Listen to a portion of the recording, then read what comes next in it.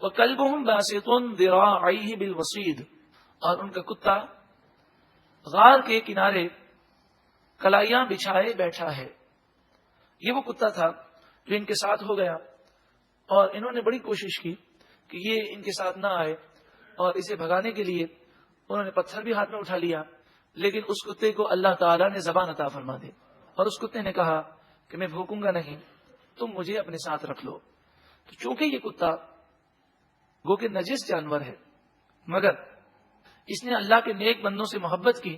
تو قرآن مجید فرقان حمید نے اس کتے کی شان کو بیان کیا، یعنی اس کے بیٹھنے کے انداز کو بیان کیا، اور حدیث پاک میں فرمایا کہ اصحاب کہف اللہ والوں سے محبت کرنے کی وجہ سے اللہ تعالیٰ اس کتے کو انسانی شکل میں جنت میں داخل فرمائے گا۔ ہم دیکھیں، اللہ والوں سے محبت کرے اگر نجس جانور تو وہ جنت میں داخل ہو جائے۔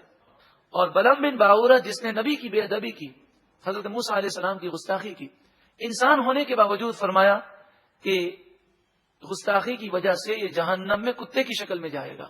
انسان اگر بے ادب ہو تو جہنمی ہو جائے،